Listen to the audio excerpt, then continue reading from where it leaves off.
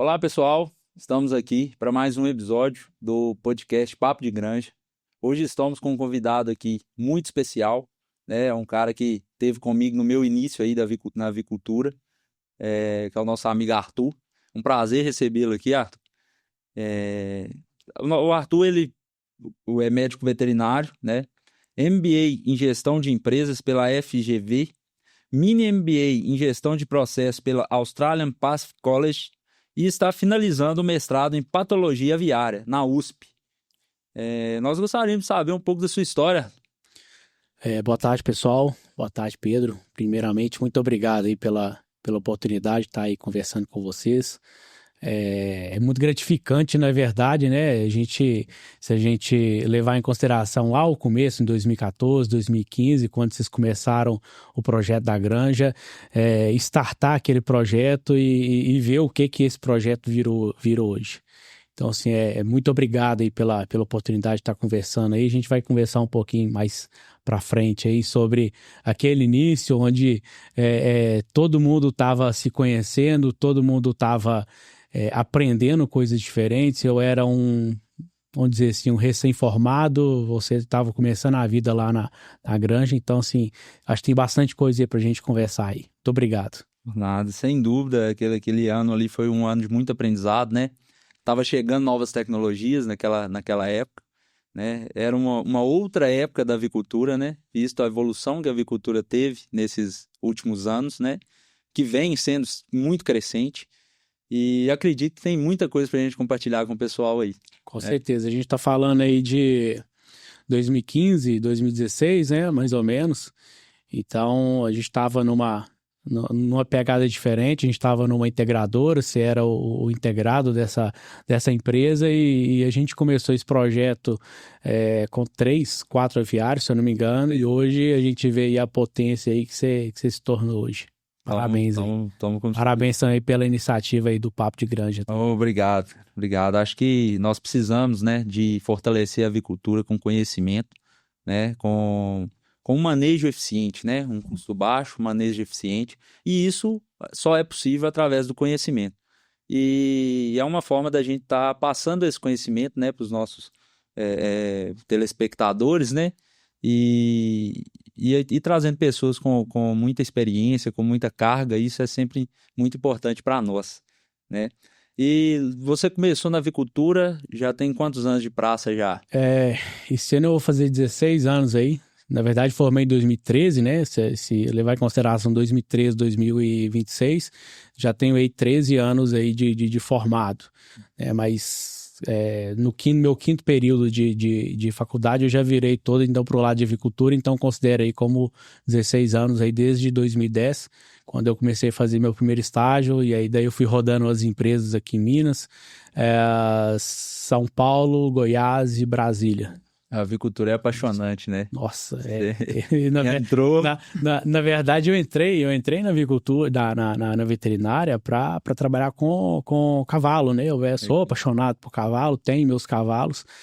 E quando eu descobri a avicultura, eu falei, ixi, aqui é melhor do que os cavalos. O coração bateu mais forte, né? O coração bateu mais forte, o cavalo é lazer, o cavalo é hobby.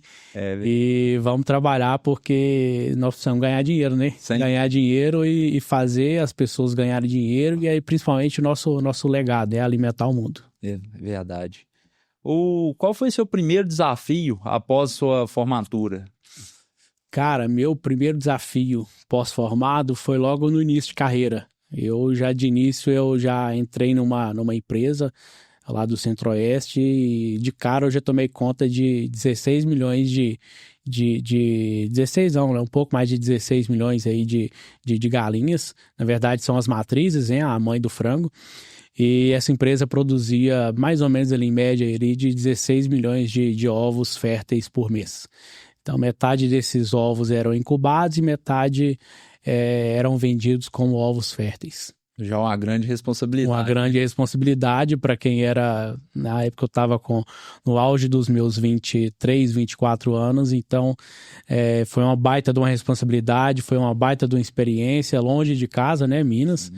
E eu tendo que me virar é onde como diz um velho ditado aqui em Minas, é onde o filho chora e a mãe não vê. É verdade. Então, um dos meus grandes desafios foram esses. Aí, se a gente for levar em consideração os próximos desafios, né, a questão de doenças em específicos, diagnósticos de doença, porque não é fácil. A gente que está a campo aí, a gente vê os diagnósticos de doenças, mandar o material correto para análise de laboratório, fechar o diagnóstico e fazer com que as empresas elas entendam que a gente está tendo um desafio. Então, eu não posso elencar hoje um grande desafio que eu tenho, mas ou que eu tive, na verdade, mas sim, todo dia é um desafio, todo dia acordar, levantar e batalhar, todo dia é um desafio. Sem dúvida.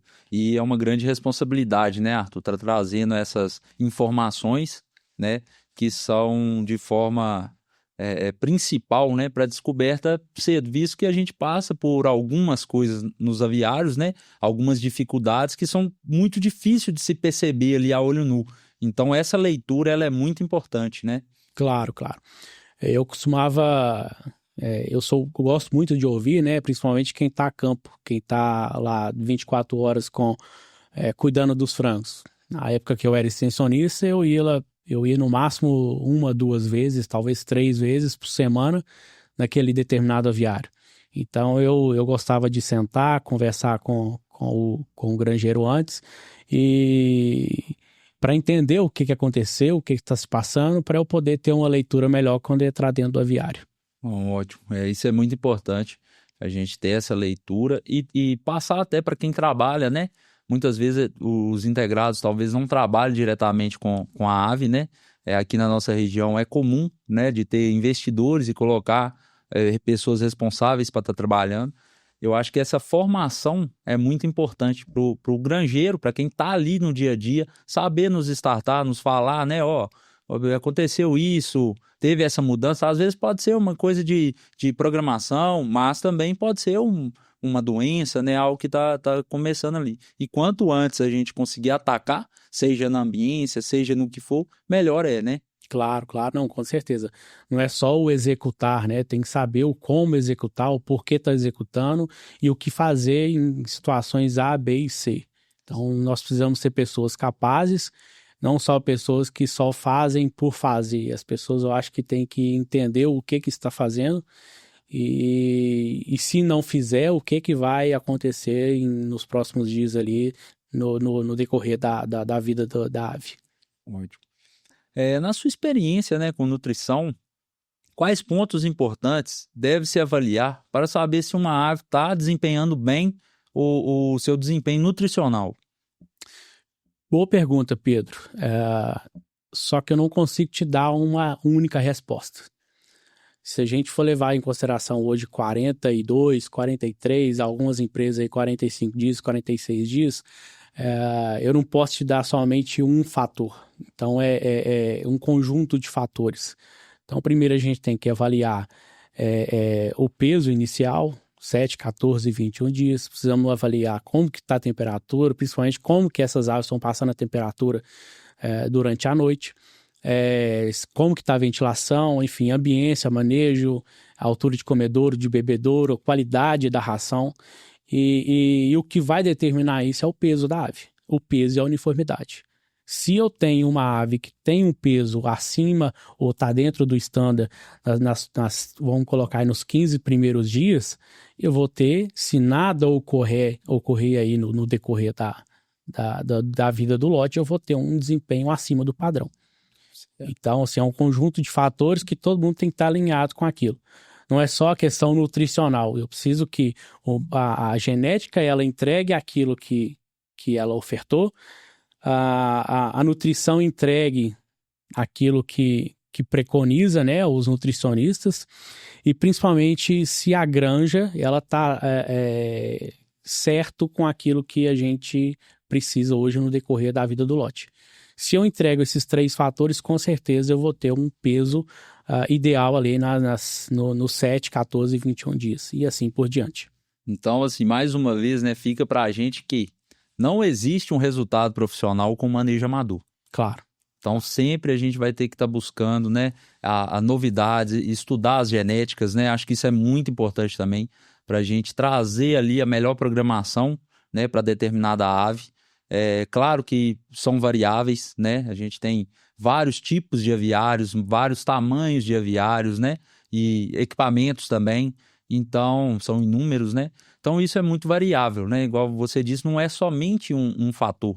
Mas acho importante que a gente saiba trabalhar, né, para que chegamos cada vez mais com qualidade, né, lá no abatedouro e resultado eficiente. Claro, claro. E eu costumava dizer para um amigo, que na época ele era integrado e ele estava começando assim como você. Eu falava com ele, frango não aceita gambiarra. Se fizer gambiarra e o frango entender que aquilo é gambiarra, vai dar BO, vai dar problema no 7, 14, 21, e aí você vai levar um resultado ruim pro frigorífico, né? E daí a indústria ela não vai te bonificar daquilo que você poderia ganhar. Poderia ter desempenhado. Você vai perder. Poderia ter desempenhado um lote melhor e teve uma remuneração abaixo, que às vezes até dificulta, né, a manutenção da atividade. É onde a gente vê muita gente falando, mas a avicultura é ruim, a avicultura é difícil, não dá para trabalhar. Só que quando você vai ver como você diz aqui em Minas, né, na rapa do tacho, a pessoa não está fazendo o papel direito, né, não está desempenhando uma boa biosseguridade, né, os equipamentos estão desregulados ou precisando de manutenção. Então, tudo é uma roda gigante, né, tem que estar tudo bem encaixado para poder funcionar de forma correta, né? Claro, claro, claro. O que a gente vai perceber, principalmente ali se a gente observar um desempenho de uma indústria, é principalmente como que aquele manejo foi feito no início ali do período no período de frio, né? Uhum. Então, por exemplo, se você pega ali os abates, né? Que a gente pega o resultado final das aves, a gente pega ali de julho até pelo menos setembro, início de outubro, a gente vai ver ali se teve algum erro, né, de manejo, se teve alguma alteração de manejo nessa época. E é onde a maioria dos produtores hoje peca, que é na questão do aquecimento das aves. Verdade. Hoje a gente está até com algumas possibilidades, né, de investimento, como a tecnologia tem andado muito rápido, a gente tem algumas possibilidades para tentar corrigir isso, né? São circuladores de ar, principalmente, né? Tem já o aquecimento a gás, tem o aquecimento a lenha, tem vários tipos de aquecimento, né? E isso é um grande ponto, que eu acho que a avicultura está em uma evolução nesse momento. E cada vez vai evoluindo mais junto com os controladores, com tudo, né? E para dar esse resultado final aí de forma correta. Claro, claro. Na verdade, sim, se a gente levar em consideração todos os tipos hoje de aquecimento, todos os aquecimentos eles são eficientes. O que vai determinar a eficiência ou não daquele equipamento é o funcionário que está ali tocando. Exato. Então, quanto mais a gente tirar essa possibilidade de ter erro humano numa determinada situação, melhor é. Então, vamos levar em consideração aquilo que você comentou, né? Que é aquecimento a gás e o outro aquecimento a lenha. Aquecimento a gás, ele tem uma eficiência igual ou melhor do que o aquecimento via lenha a ar, tá? Só que o aquecimento a gás, a priori, você não necessita tanto do ser humano para aquele tipo de situação. Logicamente que o produtor, o granjeiro, ele não vai deixar de acordar para ir lá e dar uma checada à noite nos 7, 14 primeiros dias. Entretanto, quando você vai hoje para o aquecimento a lenha, é necessário que aquela pessoa responsável pelo aquecimento, ele esteja lá pelo menos a cada 1 hora fazendo a reposição da lenha. Né? E se por acaso acontecer algum erro nesse tipo de situação em específico, você acaba perdendo o desempenho no final da vida do lote. E isso é uma coisa muito complicada, que a gente tem as mudanças climáticas, né? Época de chuva, esse período que nós estamos passando aqui principalmente. Às vezes a pessoa deu a hora dele lá, né? E nossa, mas tá chovendo, vou esperar mais meia hora. Muitas vezes essa meia hora é um grande problema, né? E o aquecimento a gás, ele já funciona de forma independente. Dependendo se a pessoa for lá ou não, né, dentro desse período aí de uma chuva mais forte, ele vai estar lá funcionando, belezinha, você não vai ter tanto risco, né, a não ser de uma pane no sistema, mas de tanto risco de você estar atrasando o seu lote, né, e tendo um desempenho menor nessa arrancada, que a gente sabe que é muito importante, formação intestinal, né, a ave precisa de uma boa formação intestinal para poder ter, né, um desempenho bom. Então, se a gente não tem essa formação por um frio, por uma situação ali, por algum desafio, né, que ela venha ter passado, vai trazer consequências futuras, né, uma conversão mais alta, um desenvolvimento menor do que a expectativa, né, então isso tudo a gente tem que levar em consideração. Claro, claro. Não, você tocou uma situação importantíssima, né? A maturação do sistema intestinal, ela acontece a partir do momento que a ave já sai do nascedouro, né? Então, é necessário que aquela ave ela não tenha nenhum tipo de estresse até 7, 14, 21 dias. Porque se a gente pegar uma ave totalmente desuniforme, né? Um lote totalmente desuniforme, tem várias imagens hoje no Google, se a gente der um Google aí, a gente vai poder entender e observar aquilo que eu estou falando, né? O pintinho, né? Usando um vocabulário bem do nosso dia a dia, né? O pintinho, ele precisa 7, 14 dias, ele precisa ter bunda. E o que seria bunda, né? Desculpa até a palavra bunda, mas bunda quer dizer intestino. Então, quanto mais intestino a ave tem, nos 7, 14, 21 dias, mais ela vai ter condições de absorver e transformar aquele nutriente em carne. Afinal, a gente precisa levar mais carne para o frigorífico. Sem dúvida. Então é isso aí, mais uma vez a gente volta lá atrás, né, na primeira pergunta, né? Não é uma coisa só. Uma coisa. Justamente. É um conjunto. São um conjunto de fatores para levar essa situação. Exatamente. A ave, ela está acima do padrão, ela está dentro do padrão, ela está abaixo do padrão. Certo. Né? Acima ou dentro daquele padrão desejado, opa, eu tenho intestino. Então, se nada ocorrer até o final do lote, você vai ter um desempenho acima do esperado. Isso cabe uma avaliação muito bem feita, né? Quando a ave chega no aviário, a gente vê o lote, se está uniforme, se está legal, se precisa talvez de uma hidratação mais forçada ou não, né? Para ajudar também nesse desenvolvimento. E qual o papel da água, né? Na forma nutricional? Acho que é muito importante que a gente tenha uma regulagem de água muito bem feita, né? Para que o pintinho se hidrate, né? E qual que é esse impacto, né, na nutrição? Você falou uma coisa interessante, uma pergunta interessante. A água é vida, né? Então nós precisamos primeiro que a água ela esteja numa temperatura interessante, né? Existem alguns estudos falando que quanto mais quente a água, menos o pintinho ou a galinha ela vai comer ou ela vai beber. Então, se ela não bebe, ela não come.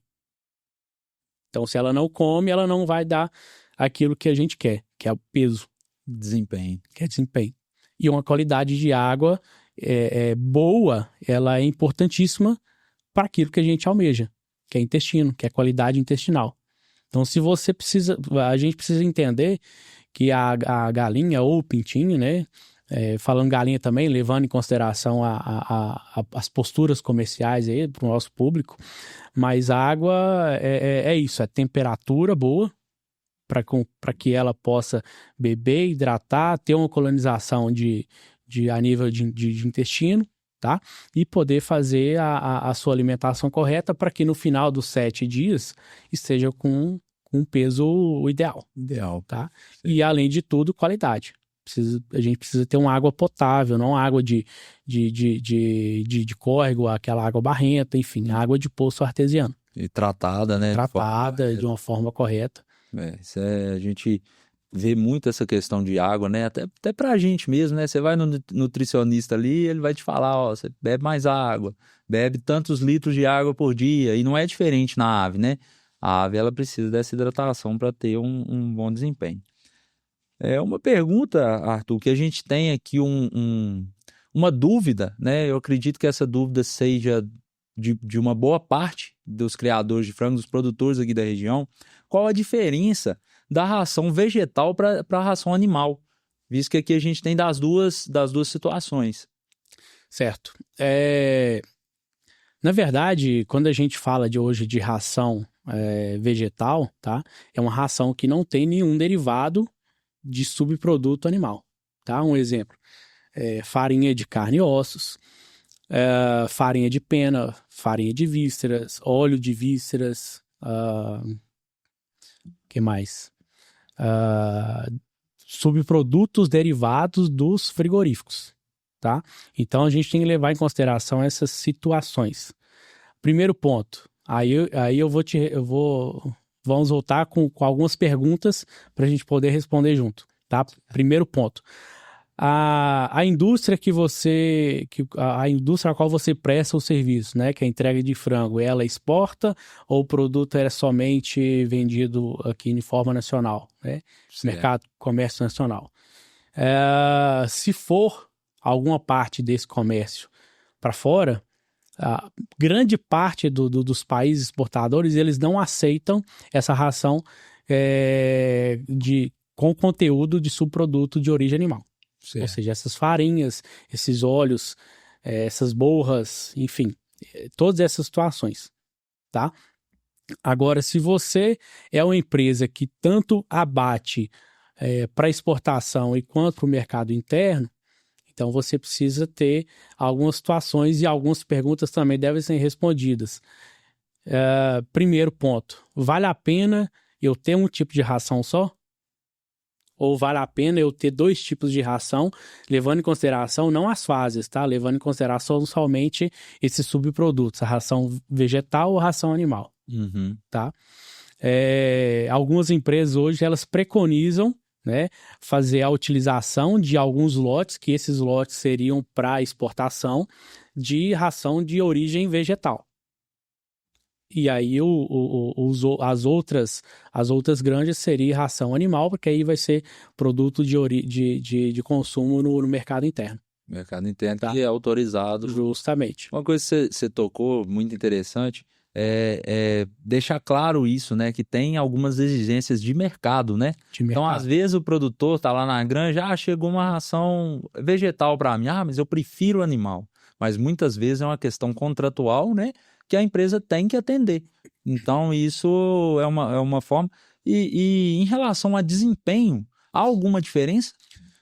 Pedro, no passado, talvez a gente até tinha algumas diferenças de desempenho, tá? Mas hoje eu não vejo diferenças significativas para falar, olha, tem diferença. Certo. Mas hoje eu não vejo, tá?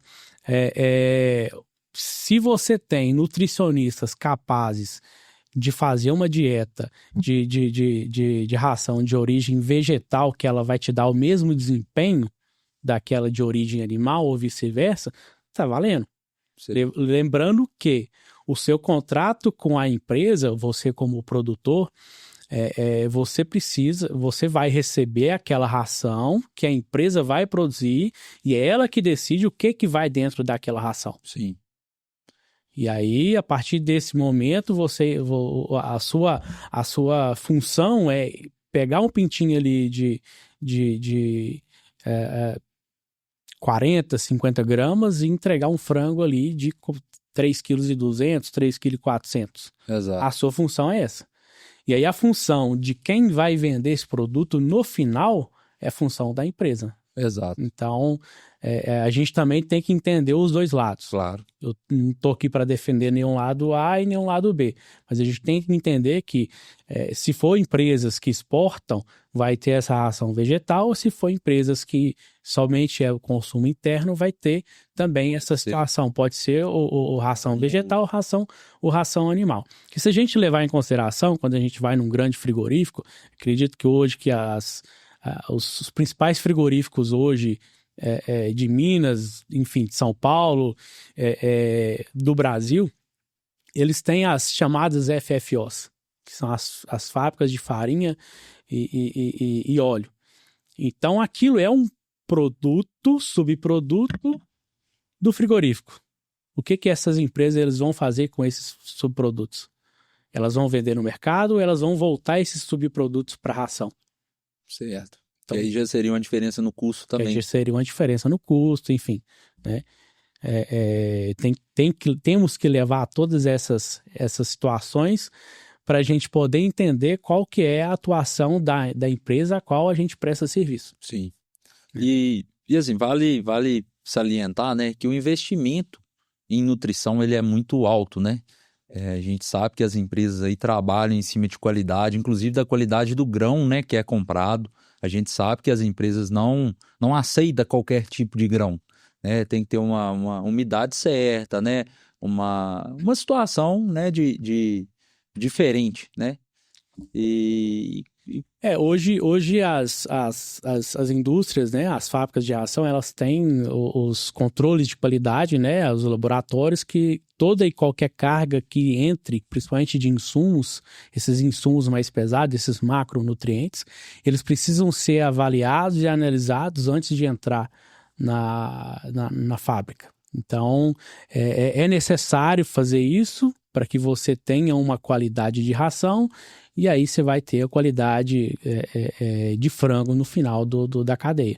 É tudo questão de entendimento e saber que eu preciso colocar produtos de qualidade na ração para que esse frango desempenhe papel importante ao qual ele foi desenvolvido, né? Uhum. E em relação a custo ainda, né? A gente sabe que a empresa, ela visa, né? Hoje a conversão alimentar, né? É uma coisa muito importante, né? E todas as empresas, acredito eu que se não todas, quase todas, levam em consideração para o pagamento a conversão alimentar, né? Ou o custo de produção, né? Que o maior custo em relação ao produtor é a ração, né?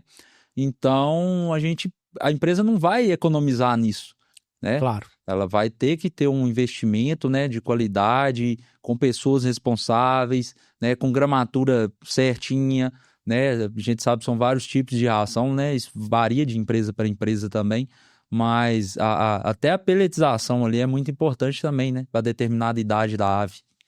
Sim, não, sem dúvida, sem dúvida. A peletização, ela potencializa, né, os efeitos das qualidades, né, da ração. Você precisa também ter o entendimento sobre nutrição para saber quais fases aquela região, o frango vai precisar naquele momento, né? Hoje em dia as empresas elas utilizam ração pré-inicial, inicial, 2 de crescimento e 1 de abate, tá? Mas hoje você tem empresas também que estão utilizando somente 3 tipos de ração.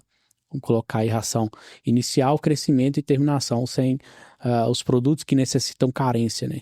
Certo. Então isso é o mais importante. É o mais importante. Na sua experiência, né, que a campo e empresarial e tudo, qual, de forma superficial, não precisa ser tão objetivo assim, qual a maior dificuldade a campo que dificulta essa absorção de nutrientes? Pedro, vamos lá.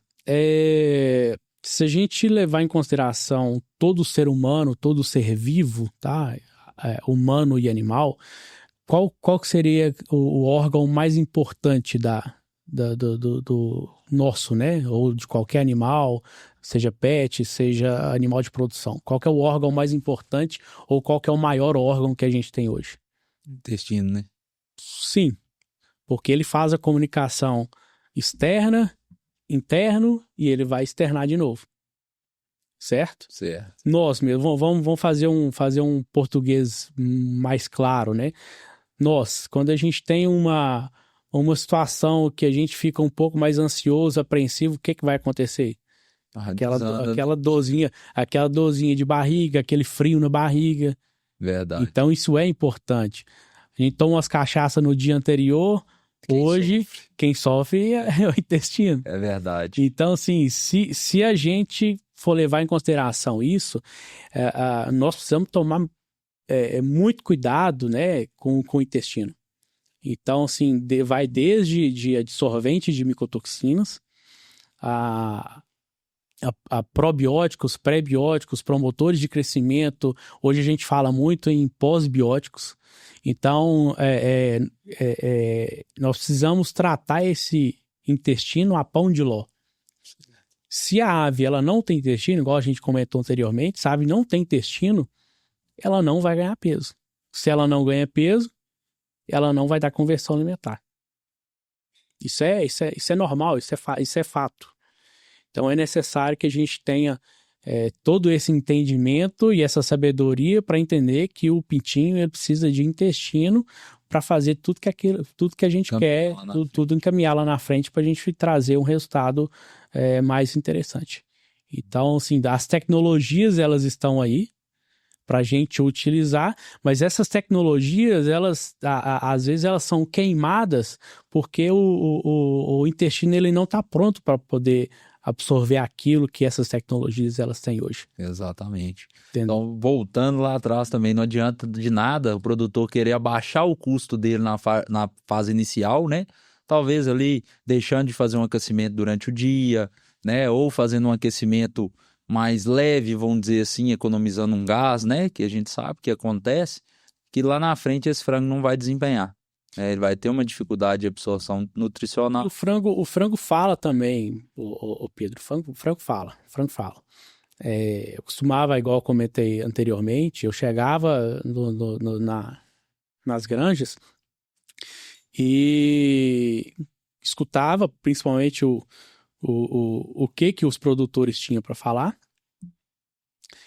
e sentava no beiral da granja, né, do aviário, para ver o frango, sem a interferência do meu caminhar. Então, se a gente levar em consideração essa visão, 33% tem que estar sentado ou brincando, né? 33% comendo, 33% bebendo. Então, nisso eu já consigo checar a altura de bebedouro e principalmente a vazão da água, tá? Eu consigo checar a altura do comedouro e a abertura do comedouro, se está vazando ração, se tem ração na linha, tá? E se as aves estão saciadas, ou seja, elas não estão nem comendo nem bebendo. E o entendimento dessas aves a respeito se estão passando frio ou se estão passando calor. A ave, então, ela mostra isso. Sim. E eu digo que, assim, se o produtor aprender isso, ele está a meio passo do sucesso. Claro. Né? Isso é primordial. Eu acho que é o primeiro entendimento que o produtor tem que ter para ter um manejo eficiente, é esse entendimento. De ver o galpão, de entender o que o frango ou o pintinho está pedindo. Como você falou, o frango fala, a gente sabe, é o melhor sensor que a gente tem dentro do aviário. Então, olha, para lá dentro, senta, né? Eu costumo dizer com os meninos lá, né? Cadeira de praia, vamos pegar a cadeira de praia, vamos para dentro do aviário, Sim. Senta lá, fica observando, né? As câmeras também hoje ajudam muito nisso, né? Hoje a gente fez as instalações de câmera lá nos nossos aviários e a gente faz esse monitoramento constante e conseguimos, né, através das novas tecnologias, às vezes sem entrar no aviário, fazer uma alteração e continuar aquele monitoramento. Ó, funcionou, tá legal, vamos alterar mais alguma coisa. Isso também é uma questão que é primordial, né? Esse investimento nesse conhecimento aí eu acho que é uma coisa barata e que dá um resultado. Claro. Porque aí você está saindo, então, de uma situação que depende da mão do humano, né? Igual a gente tinha antigamente, que todos os padrões ou todos os acionamentos naquela época, né? Ventiladores, nebulizadores, era manual. Né? Então a gente dependia do feeling, né? Da sensação do ser humano para poder ligar 1 ou 2 ou 3 linhas de ventiladores, e hoje a gente está falando que sensores eles estão ali para mostrar qual que é a temperatura real, e daí a gente consegue o acionamento automático dos equipamentos para poder fazer com que aquele aviário ele tenha a temperatura correta, a ventilação correta, então a ambiência correta para eles estarem na temperatura confortável para poder entregar aquilo que eles são capazes de produzir, né? Hoje os galpões já entregam a sensação térmica, né? Justamente. Antigamente era mais ou menos a temperatura, né? até 2000, até quando eu comecei, mais ou menos, né, 2015, ali era mais ou menos, né? Hoje não, hoje ele te entrega uma leitura correta, precisa, né? Cada dia mais. Então isso realmente é uma situação muito importante. Claro, claro. Voltando aí um pouquinho no que você comentou, só mais um exemplo aí, né?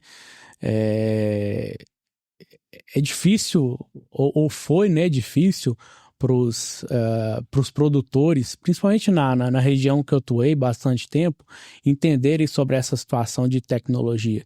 Sim. Então, às vezes, muitas pessoas elas fazem as famosas economias porcas, igual que você comentou, né? Não tem quantidade correta de ventilador, os nebulizadores eles estão entupidos, ou não tem água, ou o cara não quer fazer um investimento para tornar aquele galpão de pressão positivo um galpão de pressão negativa. E aí você vê o resultado do cara, o histórico de resultado do cara é um histórico mediano para baixo.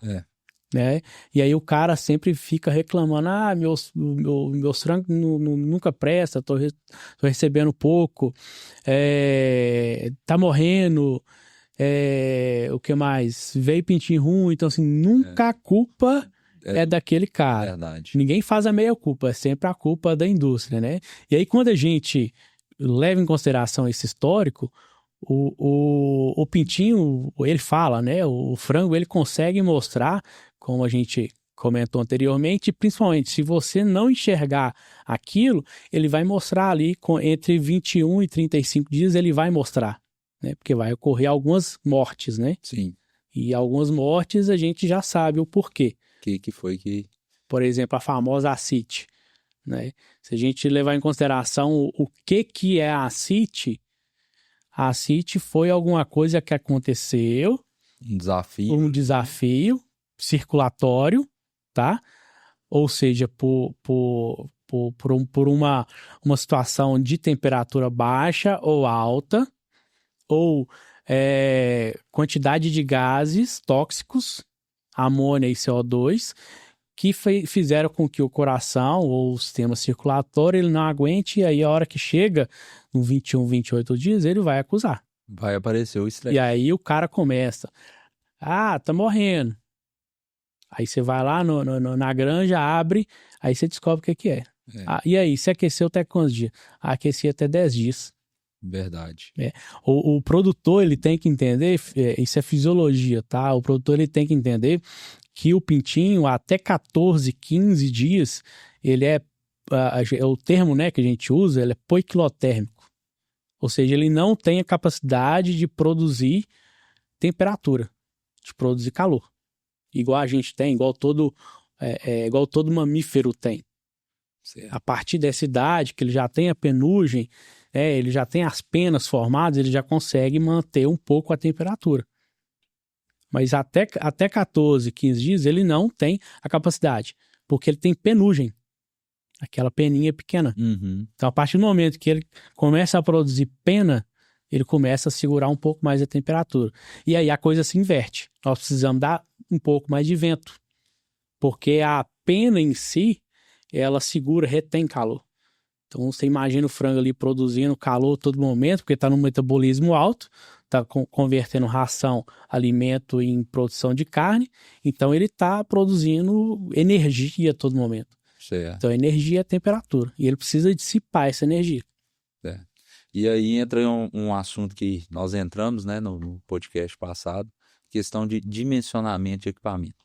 Importantíssimo. É muito importante, inclusive é uma das áreas que a gente está entrando junto com o Papo de Granja, é ajudar o produtor a entender a importância do dimensionamento para um resultado efetivo. Né? De nada adianta eu ter um galpão de última geração com ou mais ou menos equipamentos do que é necessário. Né?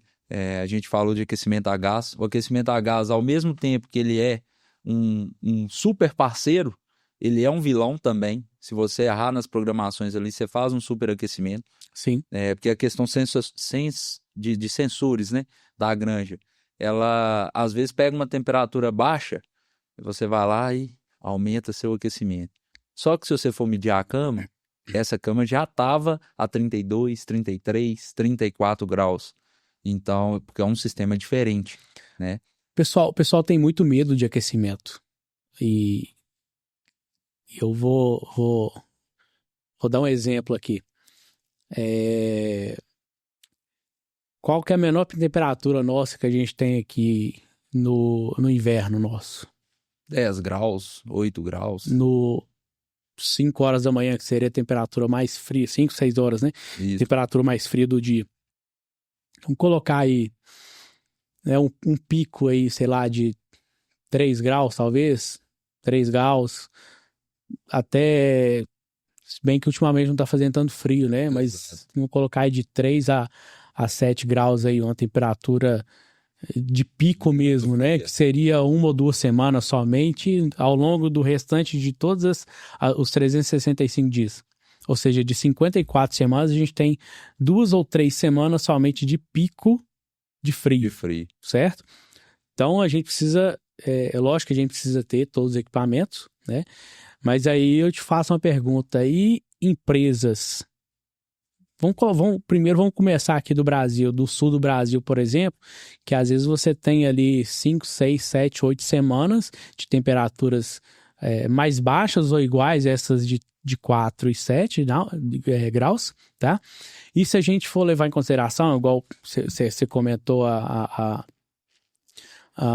na época, né, que eu estudei na Austrália, e eu tive a oportunidade de trabalhar numa empresa de genética lá.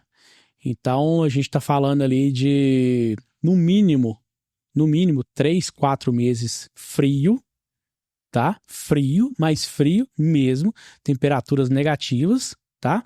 Em que você precisa, para você utilizar uma mangueira, por exemplo, você precisa chacoalhar ela porque por dentro tá congelado. Então, assim, essas empresas, essas indústrias, elas têm os sistemas corretos, melhores um pouco do que o Brasil, não melhores, mas mais eficientes pela situação. Precisa ter telha isotérmica, algumas situações que aqui no Brasil talvez não precisa. Tá, né? Chegando agora. Ou tá chegando agora. Então, por que lá eles conseguem manter a temperatura nessas situações, temperaturas mais baixas, negativas, e aqui a gente às vezes fica escorregando, né? Errando nesse manejo tão simples, que é manter a temperatura. Eu preciso fazer com que todos os equipamentos que eu tenho, não somente aquecimento, tá? E aquecimento é o principal deles, mas a gente tem sistema de cortina, ventilação, a gente tem aquele sistema lá das tin cans lá, que seria das cortinas, né? Para fazer um pré-aquecimento. A gente tem as cortinas internas. Então, assim, a gente tem todo o equipamento hoje necessário para a gente conseguir manter essa temperatura correta. Sim. Fazer um manejo de qualidade. E fazer, principalmente, que eu sempre falo, faça o feijão com arroz. Faça o feijão com arroz. Se você fizer o feijão com arroz, no final do lote, você vai ter o bônus. Sim. Você vai, ao longo dos 45 dias, você vai estar ali no ônus. Você vai estar sofrendo para manter tudo certinho, mas no final, o que vale no final? É o quanto você lucrou. Exatamente. E o quanto você entregou para o frigorífico. E o desempenho, né? Esse desempenho, ele não é só importante, né, na parte financeira, né? Ele é importante para você estar bem perante o seu parceiro, né, que é a integradora. É bom para a integradora, é bom para o produtor, ótimo, é bom para todo mundo. E você vai ter outras oportunidades também de colocar um segundo, um terceiro, quarto aviário. Sim. Não adianta um produtor mediano para ruim, não esse termo mediano para ruim é em função de resultado. Sim. Tá? Querer ter o terceiro, quarto, quinto aviário que a empresa não vai querer. E às vezes esse mediano ruim, igual você comentou, não é nem por causa do próprio produtor. Às vezes ele ainda não atinou que ele não pode deixar só na mão do técnico, né, ou do veterinário que faz o acompanhamento. Porque o veterinário vai ali 1 vez por semana, 2 vezes quando o caso é muito extremo, mas e o resto dos dias? Quem está fazendo essa avaliação do aviário? Tá fazendo bem feito? Tá entrando dentro do aviário? Tá sentindo o que o pintinho ou o que o frango tá pedindo? Ah, não tá. Então, peraí, aqui já é um ponto, né? Vamos corrigir isso aqui. Ah, corrigiu. Ah, o desempenho ainda não continua legal. Ah, vamos lá. Tá ventando legal no final? A gente tá dando uma condição de ventilação legal? Não tá legal. Vamos corrigir mais isso aqui até chegar no ponto, né? Equilibrou, o resultado vem. É o feijão com arroz bem feito, o resultado vai vir.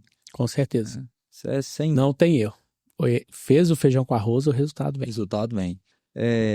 Com a sua experiência, né, no mercado da avicultura, qual que é a sua visão sobre o mesmo? Pedro, o mercado está sempre em crescimento, tá? Já dizem os órgãos, né? A Organização Mundial de Saúde, as organizações que cuidam aí da alimentação animal, que nós precisamos alimentar o mundo. Então, a gente tem projeções para 2050 que nós vamos precisar alimentar ou triplicar a quantidade de alimento que a gente tem ofertado nos dias atuais. Então, assim, o mercado está sempre em constante crescimento, tá? Se a gente levar em consideração as outras fontes de proteína, né? Proteína bovina, suína, também estão em crescimento. Só que se a gente levar, a gente tem que fazer algumas comparações. Por exemplo, carne de boi é mais cara do que a carne de suíno. E o suíno é mais caro que a de aves. E qual desses três, sem falar o mercado de peixe, tá? O mercado de peixe está o mercado também em ascensão fora do comum, tá? E aí, se a gente levar em consideração os ciclos, qual que é o ciclo mais rápido dessas três espécies? A ave, com certeza, né? Então, assim, o mercado está sempre em movimento. Logicamente que a gente tem vários desafios, né? Vamos falar do desafio principal hoje, mundial aí hoje, é a influenza aviária. Sim. Então, esse é o principal desafio. Se a gente pegar o mapa, tem um mapazinho, você colocar lá assim, Flu Avian, que é o nome, né, da influenza aviária, coloca assim, Flu Avian Maps, você vai ver o mapa da influenza. Então, se você pega onde ele começou, né, na Ásia, a Ásia está pipocado de influenza. Aí você começa ali na região ali da Europa, né, norte da Europa ali, também está lotado de influenza. E aí, algum tempo atrás, a influenza entrou e devastou o mercado norte-americano. Que é um grande mercado. Um grande mercado. E aí, essas aves migratórias, né, aves selvagens, começaram a descer. E aí que a gente começou a ter alguns problemas, né? Sim. Porque o que acontece? As aves migratórias, elas saem da América do Norte, lá dos Estados Unidos e Canadá, atravessam toda a América Central, vêm para a América do Sul para passar o calor, o verão aqui. E aqui, quando começa a ficar frio, elas sobem novamente, de novo. Só que, até aí, tudo certo. Porque a gente tinha uma barreira natural, que era a Cordilheira dos Andes. O problema começou a ficar sério quando ela saltou da Cordilheira dos Andes e começou a atingir Argentina, Paraguai, Uruguai e Brasil. É uma situação preocupante, né? E vale a pena salientar, né, a importância da biosseguridade nas granjas, né? Isso acho que a gente já faz um trabalho bem feito, mas nada bem feito que não possa melhorar, né? Então, troca de calçado nos aviários, né? Troca de roupa também, né? Principalmente por visitantes, né? Um ar sanitário bacana, isso, uma cerca de biosseguridade bem feita, restrição, igual você bem citou aí, pessoas que realmente precisam entrar no núcleo, né? Ah, eu consigo fazer essa determinada manutenção? Faça, né? Isso aqui não tem jeito. Beleza, chame o profissional, dê a ele as condições, né, de higiene ali, troca de roupa, troca de calçados para poder estar entrando no núcleo. Vou dar um exemplo simples aqui. muitas das vezes, né, o produtor ou o granjeiro, ele às vezes recebe algumas visitas final de semana dos familiares. E aí, às vezes, vem pessoas de fora, amigo do parente, e às vezes quer entender como é que funciona aquele processo. Aí a pergunta que eu faço é: há necessidade dessa pessoa realmente conhecer, entrar dentro do aviário? É verdade. Será que isso vai impactar? Será que na casa dele não tem aves silvestres, né? Papagaio, periquito, passarinho, né? Enfim. Sem dúvida. Não que essas pessoas tenham ou que essas aves selvagens tenham a influenza, mas É um risco a é um mais. risco a mais que você está correndo. Você está se É um risco a colocando mais que ali. você está correndo. Tem uma empresa nos Estados Unidos que eles tinham, que inclusive foi comprada por uma empresa nacional hoje do Brasil, tá? Essa empresa dos Estados Unidos. Essa empresa tem capacidade de alojar, tá? 25 milhões de galinha. O que aconteceu há um tempo atrás? Influenza. E o que você tem que fazer, segundo as normas, tanto brasileiras, as normas internacionais, eliminar tudo. Ah, tudo bem, o governo tem subsídio? Tem. Mas e para você repovoar essas 25 milhões de galinhas? Não é. Imagina 25 milhões de galinhas botando pelo menos 90% de produção. A gente está falando aí de 22 milhões de ovos dia. É muita coisa. É muita coisa. E levando em consideração também que não é só o plantel que é jogado fora, né? É todos os ovos que foram... Todos os ovos. Na última... Que esteve junto, né? Sim. Talvez possa ter chegado ali uma remessa no incubatório ali hoje, mas os ovos que já estavam lá, tudo eliminado, né? É um prejuízo imensurável, né? Isso é muito preocupante. A gente precisa de ter uma atenção muito grande em relação a isso, né? Principalmente nas granjas comerciais, né? E é uma situação que está cada vez mais presente, né? A gente não pode falar, não, isso acontece, é um caso ou outro, isso foi um descuido. Não, igual você bem disse, foi uma granja de matriz, né? Uma granja de matriz é uma situação para você adentrar numa granja de matriz, é bem dizer, impossível se você não for do meio, né? Então, e aconteceu. Não pode acontecer em qualquer lugar. Temos que tomar cuidado para que não deixe chegar, né, ao ponto de ter um surto, né, vamos dizer assim, né? Sim, sim. Sobre a Altec, a empresa que você representa, qual o ramo de atuação? Pedro, a Altec hoje é uma das top 5 aí, ou se não for a maior empresa de biotecnologia, tá? Do mundo, tá? A Altec, ela tem mais de 40 anos, pouco mais de 40 anos aí. Lá nos anos 80, né? No começo dos anos 80, um irlandês especializado em fermentação de levedura, né? Destilaria, né? Os famosos brewings, os famosos whiskies, né? Ele viu que aqueles produtos ali, né, vindos da fermentação de levedura, eles poderiam causar algum benefício para os animais de produção, no caso específico, bovinos. E daí começou todos esses estudos para entender a fundo se realmente essas leveduras, né, elas tinham algum benefício ou malefício para esses animais de produção. Então, assim começou a Altec, tá? Como eu falei, né, a Altec tem mais de 40 anos e daí a gente tem algumas linhas que a gente produz, tá? Que a gente trabalha. Então, tem essa linha de aditivos, tá? Que é a linha a qual eu pertenço. A gente tem a linha de produtos maquinários, que são produtos ligados à tecnologia de agricultura. Esses produtos esse ramo, né, tá nos Estados Unidos. A gente tem a linha de premix completo, que a Altec hoje comprou a Guabi. Então, toda essa linha de ração pronta, premix, por exemplo, a Guabi, o que você pensa de Guabi? Ou a maioria das pessoas pensam em Guabi hoje? Ração de cavalo. Ração de equino, né? Isso. Então, a Altec, a Guamira pertence à Altec. A Altec, ela tem a linha de Crop Science, que é essa parte de produtos ligados à agricultura em geral. Então, desde cereais, frutas, hortaliças, a gente está associado a isso, tá? A Altec tem essa parte de destilaria.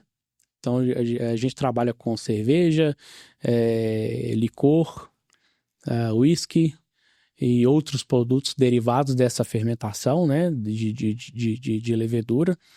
E a linha a qual eu pertenço é essa parte de aditivos. Tá? Aditivos, o que são aditivos? Né? Aditivos são produtos que você coloca na ração, eles não são nutricionais, mas eles permitem que você tenha um desempenho, que as aves ou qualquer outro animal, ele tenha um desempenho superior ao não utilizar esses aditivos. Ótimo, não, muito bom. E são vários ramos, hein? Tem vários ramos. Encontra a Altec em todo lugar, então. Tem. Inclusive, depois você me fala da cerveja lá, se você gostou. Ganhei um presente ali, Ó, depois eu vou te dar notícia. Beleza. E o seu papel hoje na Altec, qual seria? Hoje, Pedro, eu sou responsável por 3 estados. Tá? Eu sou responsável hoje por Minas, São Paulo e Rio. Então, eu pego toda a parte de avicultura, desde postura, frangos de corte, as genéticas de postura e as genéticas de frango de corte. Então, eu fico com toda essa responsabilidade aí. Tem até pouca coisa para você olhar, né? E algumas vezes eu vou pro Mato Grosso aí, porque eu tenho a Mantiqueira, né, que é uma das maiores empresas hoje de produção de ovos do Brasil. Então, as 2 frentes hoje da Mantiqueira, elas estão em Minas, e a outra linha de frente está lá em Primavera do Leste, que é o Mato Grosso. E aí, de vez em quando, tem que ir lá. De vez em quando tem que ir lá. Não, cara, bacana, muito bacana. E é muito gratificante pra gente saber, né, de um menino, né, que começou com a gente lá em 2015, tá desempenhando um papel tão importante, né, dentro de uma empresa tão importante e tão grande. É gratificante, meus parabéns. Obrigado. É uma luta por dia, igual a gente tem, né, as nossas lutas diárias, né, só a gente sabe, né, as nossas lutas. Então, levantar ali todo dia, bater a poeira ali do chão ali e agarrar, porque nós temos um menino para criar. Nossa, é uma gracinha, inclusive, né? Mas é isso. E qual que é a sua... Como você se sente, né? Trabalhando numa empresa dessa expressão?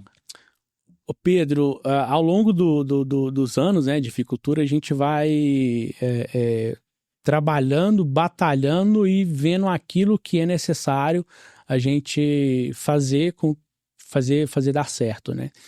Então, desde quando eu saí da minha última empresa aqui no Brasil, né, quando eu trabalhei na parte de campo e eu decidi ir para a Austrália, eu sabia que aquilo era importante e interessante, né, o aprendizado do inglês. Então, hoje,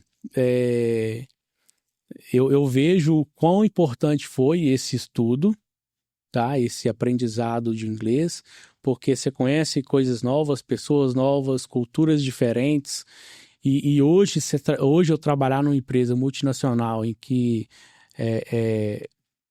você tem uma pressão diferente quando você compara hoje com produção, mas a pressão ela é 10 vezes maior, porque ela é uma pressão por desempenho. Entendi. Desempenho. Então, é necessário que eu tenha aquele desempenho todo mês ali. Que entregue, né? E entregar aquilo que eu fui designado, né? Não foge muito um pouco ali da produção de frango, né? Mas é uma pressão um tanto quanto maior, porque você está em exposição, né? Então, é necessário muita dedicação. Quando você está responsável por 3 estados, ainda tem ali um galho em mais um estado, né? Isso aí já é tamanho de Minas, né? Se for pegar só Minas Gerais aí, cabe uns 3 estados aqui dentro, né? Cabe. Então, realmente é um O dia desafio.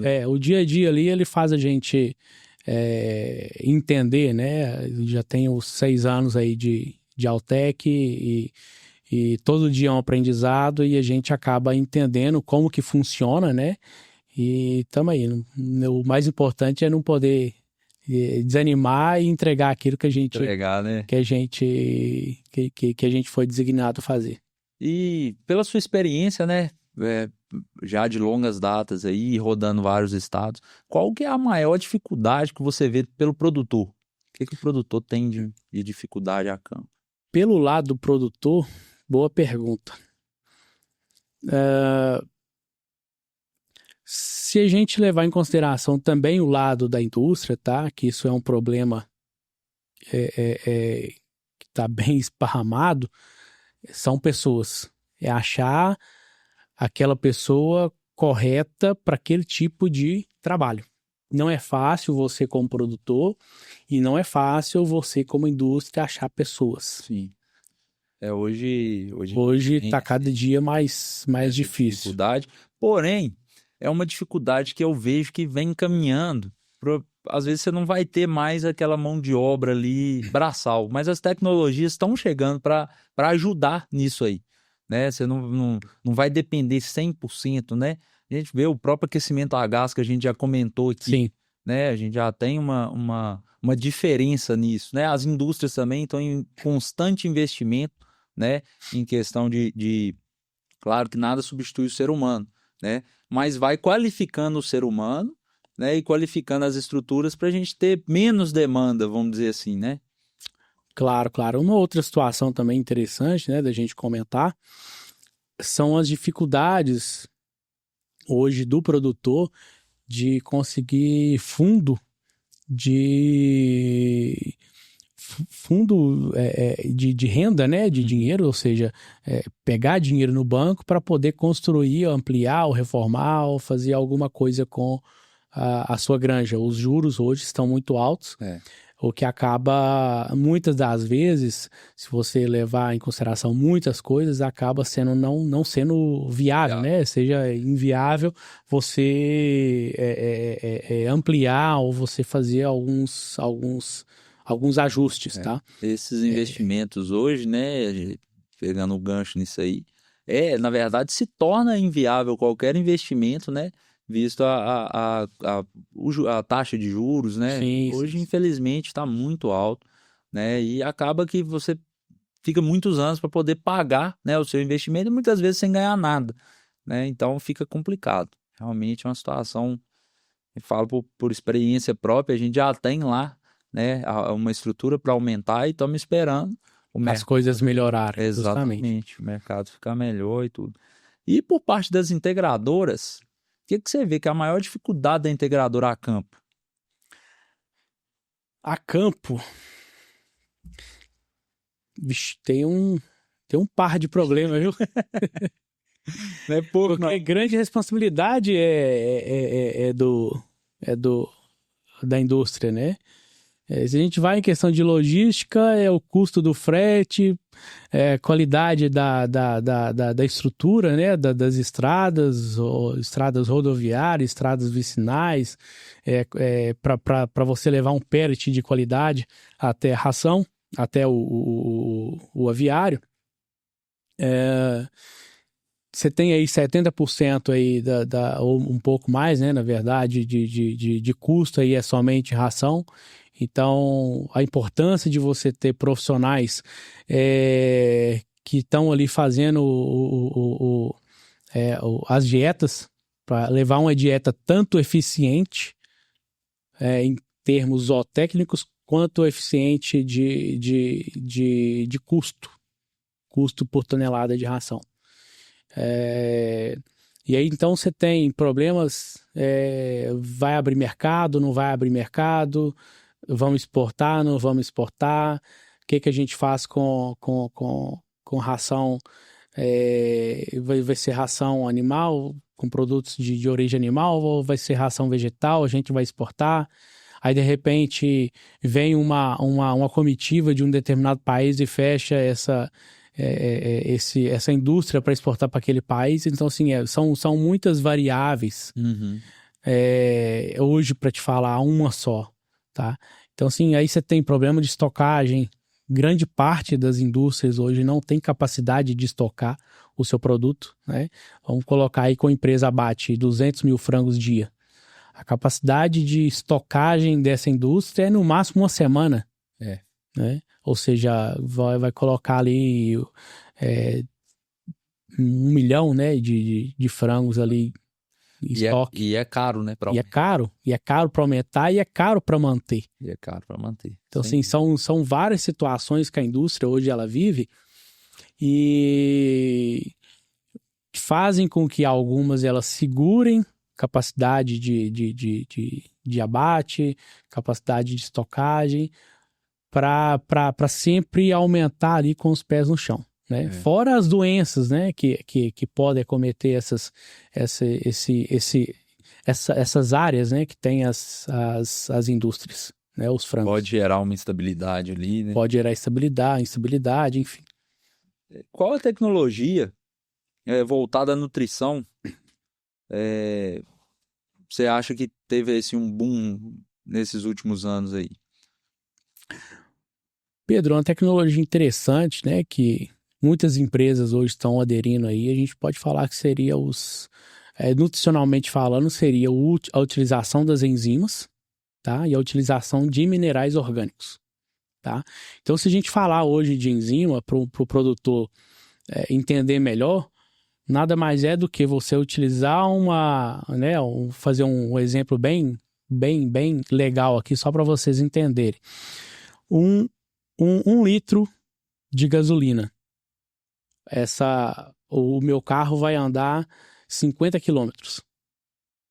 Se eu colocar aditivo nessa gasolina, nesse mesmo 1 litro, o meu carro vai andar 50, 60 quilômetros. Então, a enzima, ela é assim. Por exemplo, ela vai lá no milho, tá? Ou então ela vai lá na soja, quebra aqueles carboidratos que a ave ela não tem. Por exemplo, a ave ela não tem a amilase, tá? Que é a enzima que digere o amido do milho, certo? Então, você vai lá, você faz com que essa enzima ela vai nesse milho, quebra esse milho em nutrientes que a ave consegue absorver. Então, nada mais é do que isso. Uma enzima é capaz de transformar um carboidrato que não é absorvível em algum carboidrato que seria absorvível. Vai ser aproveitado pelo organismo. Justamente. Muito bacana. Tá? E aí, se a gente levar em consideração também os minerais orgânicos, quando a gente compara com os minerais inorgânicos, ele tem muitas qualidades. Tá? Por exemplo, se você pega um cobre, por exemplo, o sulfato de cobre, tá? Muitas indústrias utilizam o sulfato de cobre como um ajudante ao promotor de crescimento. Tá? Então, elas ajudam a manter o intestino, que é o nosso principal órgão, funcional. Certo? E a maioria das indústrias utiliza o sulfato de cobre. Tá? E esse sulfato de cobre, você utiliza ele, na maioria das empresas, utiliza 150 ppm. Certo? Quando você utiliza minerais orgânicos, você utiliza de 25 a 50 ppm. Então, você diminui um pouco essa concentração dos minerais orgânicos, porque quando você utiliza minerais orgânicos, esses minerais eles são mais absorvidos para o organismo do que quando você compara com os minerais inorgânicos. Então, eu consigo utilizar uma menor quantidade ou concentração para ele ser absorvido. Sempre buscando eficiência. Sempre buscando eficiência e principalmente custo. Custo eu acho que é primordial em qualquer área, né? Justamente. Acho que hoje a gente trabalha sempre em busca de redução de custos. Claro. Seja na granja, seja na integradora, seja nas empresas de nutrição, em tudo, né? Sim. Ou um outro mineral interessante, né, da gente falar no quesito frango de corte, seria o zinco. O zinco, ele é um dos principais minerais hoje, estão ligados à síntese proteica.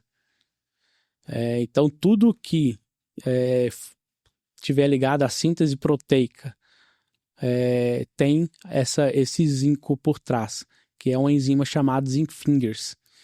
Então, hoje, as principais indústrias, ou grande parte das indústrias, elas utilizam o zinco orgânico como um ajudante, principalmente a nível de frigorífico. Quando você tem um zinco, né? Qual que é a função do zinco? Eu falei da síntese proteica, né? Então, ele melhora a qualidade tanto de intestino quanto a qualidade de pele. Então, você tem menos problemas no frigorífico ligado à condenação por conta de rompimento de pele, dermatite, dermatose, aí você tem as pododermatites. Então, se eu utilizo o zinco, você diminui esse percentual. E diminuindo esse percentual de condenação, é mais carne para o frigorífico. Mais carne para o frigorífico, é um abate mais limpo, né? Mais livre. Né? Muitas vezes a gente vê que teve um cancelamento de carga. Por quê? Porque deu uma dermatite, porque deu né? O calo de pato eu até não falo que é mais de manejo, né? Mas a dermatite a gente sabe que nem sempre é de manejo. Claro. Pode ser por outros motivos. E aí começa a acarretar problemas no frigorífico, porque você diminui a linha de abate, linha que poderia estar rodando ali a 11, 12 mil frangos por hora, desculpa, vai estar rodando ali a 6, 7, 8, porque você tem que fazer uma conferência melhor, você tem que fazer a retirada, né, dessas partes. E é um desgaste. Condenação, grande. E é um desgaste grande. Da integradora pro sistema de inspeção, seja inspeção federal ou estadual, e seja da indústria para o produtor. Sim. Né, que vai gerar custo de carga, gera custo, né? Justamente. E gera mais estresse, né? Porque geralmente quando o produtor ele tá ali no último dia, ele já tá doido cansado. Ele já tá querendo começar o próximo lote, né? Eu sempre falo, o próximo lote ele começa quando sai o último caminhão da granja, que aí você já entra no manejo de intervalo e tudo, mas muda um pouco. Né? Então você já tá doido para desligar os exaustores, não escutar o barulho, né? A granja fica um silêncio e tudo, para você começar um novo ciclo. E nisso volta um caminhão ou cancela, né, um carregamento. Isso gera um estresse assim fora do comum a campo, né? Então tudo isso é muito importante.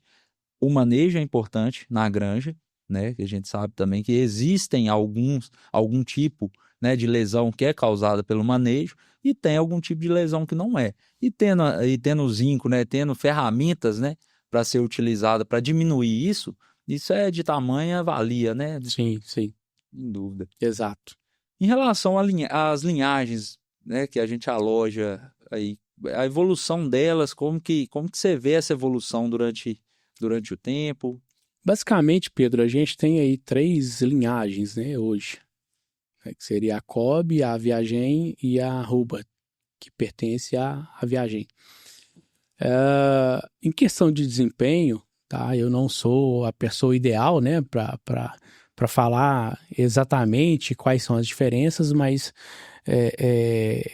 você precisa avaliar bem, né, você como integradora, tá? Qual seria o melhor pacote? Tem empresas que tem genéticas, né, que produzem mais frango, mas a eclodibilidade ela é menor. Produzem mais ovos, mas a eclodibilidade ela é menor. E aí o frango ele é igual ou melhor tanto quanto a outra concorrente. Aí você vai para a concorrente, produz um pouco menos de ovos, só que tem uma eclodibilidade muito superior à comparada anteriormente. Então, assim, é necessário fazer uma avaliação e ver qual que seria o melhor produto final para você ter, tá? Esse que é o mais importante. Eu acho que a gente está amparado como o Brasil, a gente está amparado. Na minha experiência de fora, eu tive a oportunidade de ver outras linhagens, tá? Mas no Brasil nós temos, né, para cortes industriais, nós só temos essas 3 linhagens. E aí você tem as subdivisões entre essas linhagens, né? Mas estamos amparados. Eu estava conversando com um produtor na semana passada e ele estava me falando sobre comparado com 2022 ou 23, não sei, e o fechamento de 2025. A ave ganhou 10 gramas, tá? Em relação a peso, tá? E diminuiu 1 ponto em conversão alimentar. Isso é excelente. Então, ou seja, eu acho que muitas das pessoas não sabem também, mas esse frango que a gente está produzindo ele hoje, ele foi, que a gente está batendo ele hoje, ele foi produzido há 5 anos atrás. Então, se a gente pegar aquela velha pirâmide, né, que todo mundo conhece, então nós temos as pedigrees, nós temos as bisavós, as avós, as matrizes e o frango. Então, se a gente levar em consideração cada ciclo, né, 1 ano, nós temos esses 5 anos aí. Então, o frango que está sendo produzido, que está sendo abatido hoje, ele foi melhorado geneticamente há 5 anos atrás. Justamente. E como a gente disse, é uma constante evolução, né? Claro, claro. Então, fazendo um cálculo aqui bem, né, bem de padeiro, deixa eu só pegar meu celular aqui, vamos fazer esses 10 gramas aqui. 10 gramas. 10 gramas de frango a mais, tá? Por dia. E uma indústria que abate 100 mil frangos dia. Eu vou ter 1 tonelada a mais de frango por dia. Se a gente levar em consideração vezes 24 dias, né? Um abate aí do mês aí, são 24 toneladas de frango a mais de 2, 3 anos para cá. É muita coisa. Então, se a gente leva em consideração esse ciclo, que o ciclo ele é rápido... E fora que esse peso aí, ele tá vindo mais barato, porque diminuiu na conversão também. Tá vindo mais barato, justamente. A avicultura, ela vem em uma crescente muito, muito grande, igual nós comentamos. As outras também estão, bovinocultura, suinocultura, né, piscicultura. Piscicultura também vem numa ascensão assim, né, antigamente aqui na região a gente não via falar em piscicultura. Hoje, todo lugar que a gente vai, tem uma piscicultura, tem uma criação, tem um abatedor, né, então a gente escuta muito. Mas a avicultura, eu acho que ela foi a primeira a atentar a isso, a conversão alimentar, a custo de produção, né? E por isso e além de ser a carne mais barata, ela está à frente por isso, porque ela teve essa visão antes do tempo, né? E na verdade esse ciclo ele é mais rápido, né? Ele é rápido. Então a gente está falando aí de ciclos aí de 4, 5 anos, tá? E aí, se a gente leva em consideração o bovino, é um ciclo aí de pelo menos 10 anos, suínos também. Mesma coisa. Então, é preciso entender que é um ciclo rápido, né? Verdade. Então, vamos para a gente finalizar aqui, um bate-bola aqui. Eu vou falar uma palavra e a primeira que vier na mente, você retruca. Então, vamos lá. Avicultura. Pera aí que essa eu tenho que pensar. Avicultura. Pode ser 2 palavras? Pode. Alimentação mundial. Manejo. Primordial. Conversão alimentar. Importante. Nutrição. Um dos 3 pilares. Nutrição. Genética. Também entra nessa dos 3 pilares aí. Integradoras. Facilitadora. Produtor. Potencial. Milho. Carro-chefe aí da nutrição, né? Intestino. O sorgo. Intestino. Rapaz, eu já falei importante, né? Intestino aí é o que vai dizer aí se vai dar bom ou se vai dar ruim. Sem dúvida. Água. Vida. Então, estamos aí, né, com mais um podcast. Quero agradecer demais a sua presença, a sua troca de experiência com a gente aqui. Foi muito bom. Quero te desejar todo o sucesso do mundo. E quero te convidar para estar mais vezes com a gente aqui no Papo de Granja. tá? Eu fico muito feliz mesmo, né, com você ter aceitado esse convite desse novo projeto.